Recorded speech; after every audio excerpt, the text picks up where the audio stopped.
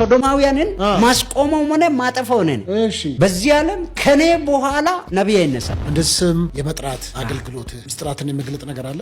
ለምሳሌ እስኪ ያውል ቅንድብም ጭምር ቆጥረላል። ቅንድብ እንደዚህ የኔን ቅንድብ ስንት ነው? እኔ ቅንድብ ተቅና ፓርቲና ስለ ዶክተር አብይ አህመድ ጸልዬ ተኛው ቀሰቀሰኝ። እንዲሁ ቀጥ ብለው 70 ተጽፎ አየሁ። ከዛ 70 30% ከ130 እና ከ170 ተጽፎ አየውና ምንድነው ብዬ ስጸልይ ይሄኛው 70 የብልጽግና ፓርቲ ምርጫ ላይ የሚያሸንፈው ነው፣ 30 ደግሞ የተፎካካሪ ነው። እና እንደዚህ ነገረህ ራእይ አየሁ። ተመልሰተኛ ወይስ እኔ ጋር ደውለ ምታጣው የታምራት አገልግሎት የለ። ኮቴ ቁጥርም ጭምር ነው የምጠራው። ኮቴ ቁጥር ማለት ጫማ ቁጥር ማለት ኮቴ ጫማ ቁጥር ቅንድብም ትቆጥራለህ። አሁን አንድ ስልክ ብደውል ትተነብይለታለህ። አሁን በዚህ አንድ ሰው ጋር ልደውል በአፍ ቃል ነው የምትያዘው። እና ያስጥልን አንድ ነብይ ጋር ነው ያለሁት። ቀረጻ ላይ ነኝ ስቱዲዮ። ማንኛውም ሰው ጋር ይደውልልኝ እተነብይለታለሁ በትክክል ብሏል። ስለዚህ አሁን አንተ ጋር አያውቅም፣ ማን ይሁን ምን ይሁን አያውቅም። ስፒከር ላይ አድርጌ ቀጥታ የሚተላለፍ ፕሮግራም ነው የሚለውን ብቻ ስማውና ታረጋግጥልናል። አንተ እንዳልነገርከው እኔ በምን እነግረዋለሁ? እኔ እኮ አልነገርኩትም። ይኸው አሁን ስፒከር ላይ አድርጌያለሁ። እኔ ገለግለውን መጽሐፍ ቅዱስ ቀምቼ ሽጬ ጠጅ የጠጣው ሰው ነኝ። 6 ወር ጾሜ የተቀበልኩት። 6 ወር ጾምክ?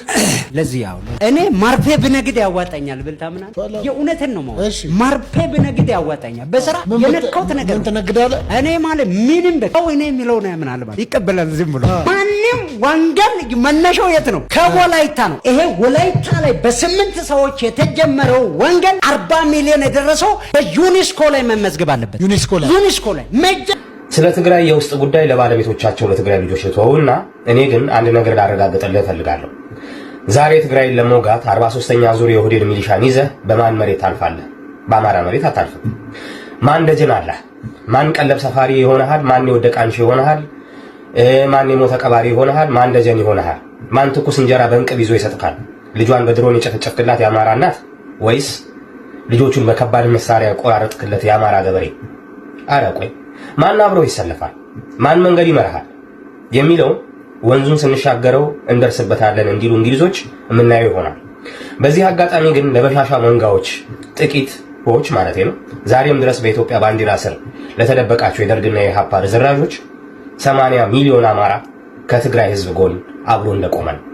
አሁን ላይ ኢትዮጵያን ከ8 ዓመት በፊት የነበራትን ልማትና ሰላም አሽቀንጥራ ወደ ሁለንተናዊ መቃብር የሚገፋትን የጦርነት ቡፌ የሚደግስላትን ከጎረቤት ሀገር እስከ ባህር ማዶ ድረስ ጠላት የሚገዛላትን ጥፋትና ውድመት ረሃብ የሚያቀርብላትን እጅግ የወረደ ከደረጃ በታች የሚጫወት መሀይምና ተራ የሆነ የድንቁርና ጌታ ሀገር በጥንቁልና የሚመራ እና በበታችነት ስሜት ባበደ በአቶ አብይ አህመድ የጥላቻ መተት ተይዛ በጉር ድንበር አዶ ከብሬ እየተመታች ቁልቁል እየተምዘገዘገች ነው። የጨቅለውና የመሀይሙን ስልጣን ዘላለማዊ ለማድረግና የኢትዮጵያን የአረቡ ዓለም ባሪያ ለማድረግ የተለኮሰው የሰሜኑ ጦርነትና እሳት እስካሁን የበላው የገበሬ ህይወት፣ የፈረሰው ጎጆ፣ የወደመው ቀይና የፈሰሰው ደም አልበቃ ብሎት ዛሬም አብይ አህመድ አቡጥጦ አህመድ ለዳግም ጦርነት እጁን እያፍታታ ነው። ኦህዴድ አብጦ ግጭትና ጦርነት የቸረቸረን ባና ለቅሶ እያሻሻጠ ከብሯል። የእብጠት በሽታው በጸና ብሶትና ቀጠናው ለጦርነት ይጋበዘ ነው። ኦህዴድ የክፋትና የጥላቻ ሁሉ አርማ፣ የመከራና የሰቆቃ ማግኔት ነው። ባህር አሻግሮ ውቅያኖስ አቋርጦ የጸበል ጻዲቅ ለኢትዮጵያ የሚገዛ የሚጠራ ነው። የውክልና ጦርነት የእጅ አዙሩ የጦር ውጊያ እየተዋጋ ነው። ይህ ጸበል ቅመሱ ከግብጽ መንደር እስከ ኤደን ባህረ ሰላጤ ድረስ የተሻገረ ነው። አብይ አህመድ ጎትቶና ስቦ ደም ለመጠጣት ሱሱ ሲባል ያመጣቸው በስማም ወይ ቢስሚላህ ተብሎ የማይመለሱ ጅኒዎችን ነው። ካጄት ትራናቮል የሚባለው የምስራቅ አፍሪካ ፖለቲካ ተንታኝ ወይም የእጁን መዳፍ ያቃል የሚባል ግለሰብ እንዳለው መሀይሙ አብይ አህመድ የማይጨርሰውን ጦርነት ጀምሯል ብሏል። እግዚአብሔር ይችን ሀገር ይሁናት ነው ያለው። ቀጠናው የተገነባለትን አርማታ መቆፋፈሩን ተይዟል። ኢትዮጵያ የሰራችበትን ካስማና ፒላሮች ሁላ የሚያወድም አብይ አህመድ።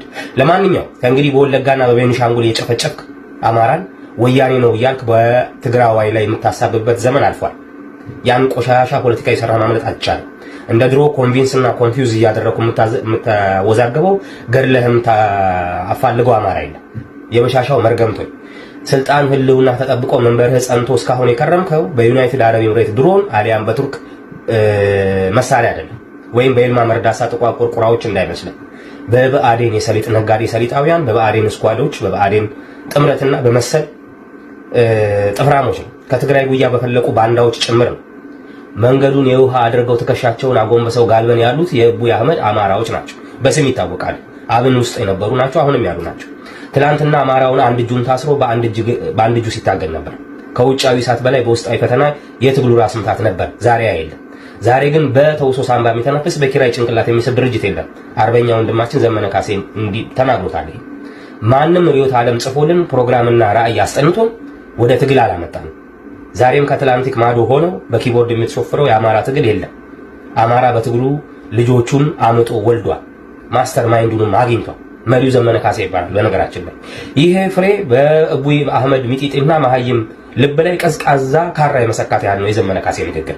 ለዛም ነው በግብታዊነት መደናገጥ ከሃዲ ባንዳዎችና እነ ማስረሻ ሰጤን እነ ፈንታነሽ ሙሀቤን በሚሊዮን ብሮች እያፈሰሰ ወስዶ በእርቅ ስም እየሰበሰበ ኳሷን ለአዲሱ ድርጅት ለአፋብን ያቀበል። አሁን አብይ አህመድ ልብ አድርገህ ስማ፣ አማራ አንድ ድርጅት መስርቷል። አንድ ወጥ ድርጅትና አመራር አምጦ ፈጥሯል።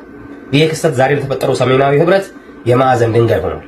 በሰሜን በኩል የሚነሳ ንፋስ የፖለቲካ ለወዴድ የሻቢያን ግሉኮስና ኦክሲጅን ነቅሎ አይሲቲ ውስጥ እንደመግባት ሆኖበታል። ዛሬ ላይ አብይ አህመድ የተባለ መሀይም የትኛው አይነት የፕሮፓጋንዳ ማሽን አያድንህም። አዲስ አበባ ጎዳናዎች ላይ ቄጤማ ጎዝጉዞ ዘንባባ ይዞ ሆሳሃና እያሉ የሚቀበሉ የሉም። ዛሬ ላይ አብይ አህመድን ሙሴ ያለ ህዝብ ጦሴ ብለዋል።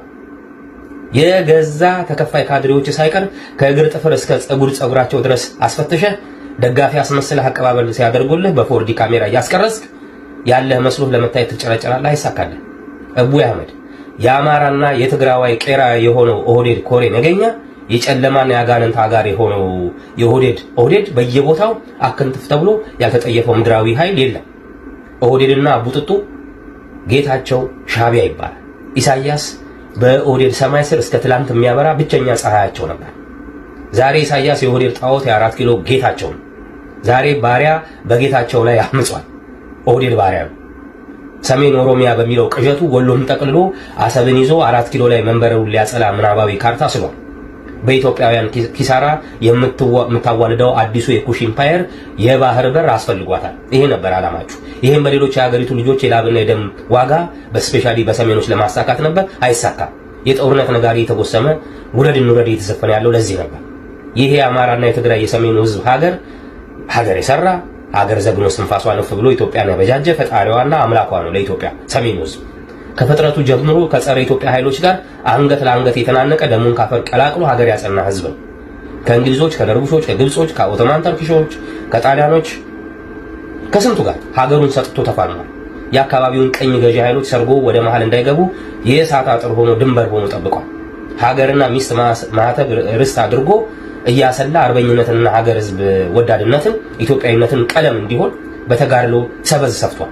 ሰሜን ትግራይም አማራ አገው ዛሬም ያቺ ፔትሮ ዶላር ያጠገባት ምስር ክክ የምታክል ዱባይ የምትባል ሀገር የበሻሻውን አቶ አብይ አህመድን የሰውን ልጅ ደም ጠጥቶ ሚረካ ቫምፓየር የሆነን ግለሰብ ተፈናጣ ቀጠናውን ለማተራመስ የዘረጋችውን እጅ ቆርጦ የአማራም የትግራይም ህዝብ ይጥልልሃል።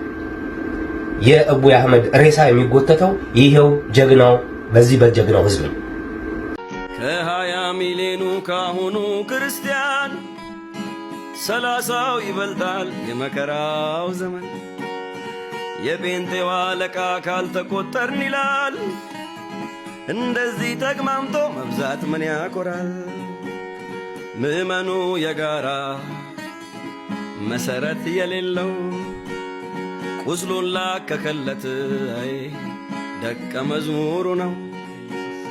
ሁሉም ነቢይ ፓስተር አይ ሁሉም አፖሎጂስት ከቲክቶክ ባገኘው አይ ካጭር ትምህርት ድሮ የሚጸልዩ በግል በጓዳቸው ዛሬ የሚያጸልዩት በነማኖፍ ጋድ ነው። ለድሮ እንግዳ ቃል ነበር የሚሰጠው፣ ለዛሬው ክርስቲያን የቲቪ ሪሞት ነው። የድሮ ክርስቲያን ሰላም ይባባላል፣ የዛሬዎቹ እኛ ቢዚዎች ሆነናል። የድሮ ወላጅ ልጁን ይዞ ይጸልያል፣ የዛሬው ቻናል ፊት አሜን አሜን ይላል። እስኪ ቻናል ዝጉ ቲቪና ዩቲዩቡን፣ ሐሰተኞቹ እኮ አሄ ለጉድ ሸቀሉብን።